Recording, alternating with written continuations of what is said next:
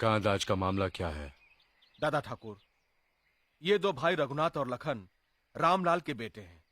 माँ बाप के जीते जी घर जमीन जायदाद सब कुछ बांट चुके हैं। अब झगड़ा माँ बाप के बंटवारे को लेकर उठा है। माँ को अपने पास रखने के लिए तो दोनों तैयार हैं, पर बाप को रखने के लिए कोई राजी नहीं है। क्या ये सच है? जी दादा ठाकुर, माँ बहुत बूढ़ी और कमजोर हो गई है, इसलिए उसकी देखभाल करना मेरा फर्ज है। दादा ठाकुर, मैं बचपन से ही माँ को बहुत चाहता हूँ। माँ के बिना रह नहीं सकता, इसलिए माँ की सेवा करने का अधिकार मेरा है। वैसे भी पिताजी भैया को बहुत चाहते हैं, भैया को उनकी देखभाल करनी चाहिए। कितने बच्चे हैं तुम्हारे? एक लड़का और एक लड़की है। और तुम्हारे? मेरा एक ही बेटा है दादा ठाकुर। अच्छा, तुम दोनों में से जो भी अपनी माँ को अपने पास रखना चाहता है, उसे अपने पिता के पास अपने बेटे को भेजना होगा, क्योंकि बुढ़ापे में उनकी सेवा करने वाला कोई तो चाहिए ना। ये कैसे हो सकता है? 10 साल से जिस बेटे को प्यार से अपने सीने से लगाकर रखा है, उसे अपने से अलग कैसे कर दें? मेरे बेटे के भाग नहीं फूटे हैं जो ससुर जी की सेवा करने का दुख झेले। चाहे तो देवर जी सासू जी को अपने पास रखें। तो क्या मेरे बेटे के भाग फूटे हैं? सासू जी को भले जेठ जी ले जाएं।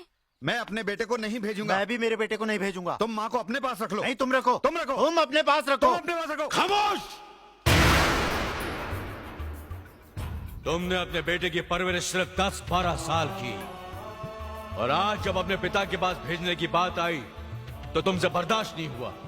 छटपटा गए तुम दोनों।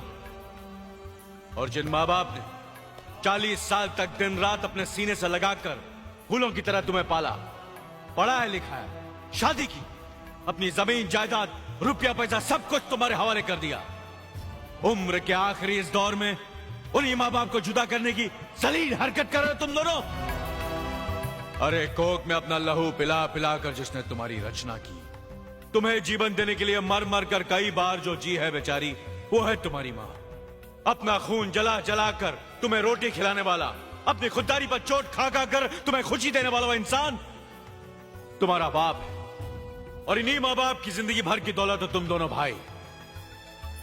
मुझे मालूम है तुम दोनों अपनी माँ को अपने पास क्यों रखना चाहते हो, ताकि वो तुम्हारे घर में खाना बनाए, तुम्हारे कपड़े धोए, तुम्हारे बच्चों की देखभाल करे, और तुम्हारी बीवियां पलंग पे लेटे लेटे हुक्म चलाएं। तुम्हें मां नहीं चाहिए, तुम्हें मुफ्त में काम करने वाली नौकरानी चाहिए, नौकरानी। बाप इस बुढ़ापे में कमा नहीं सकता, तुम्हारे खेतों में हल चला नहीं सकता, बोझ लगने लगा है तुम्हें, इसलिए अब तुम्हें बाप की जरूरत नहीं है। और जिस दिन तुम्हारी मां से भी घर का काम नहीं हो सकेगा, तुम उसे भी कचरे की तरह घर से बाहर फेंक दोगे। अरे नालायको, माँ बाप को अपनी पलकों पर बिठाकर उनकी सेवा करना तो हमारा परम धर्म है। मैं ये नहीं कहता कि मंदिर बनाकर अपने माँ बाप की पूजा करो, मगर किसी मंदिर के सामने अपने माँ बाप को भीख मांगने पर मजबूर तो मत करो। बुढ़ापे में पति पत्नी का रिश्ता दिए और बाती जैसा होता है, बाती को अलग कर दो तो दिया बुझ जाता है।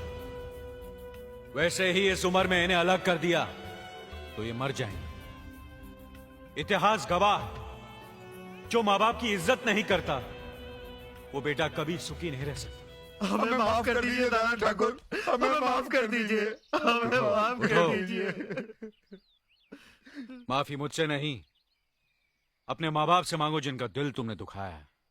अब इनकी आखिरी सांस तक तुम्हें इनकी सेवा करनी पड़ेगी, वरना तुम इस गांव में नहीं रह सकते। यह हमारा फैसला है।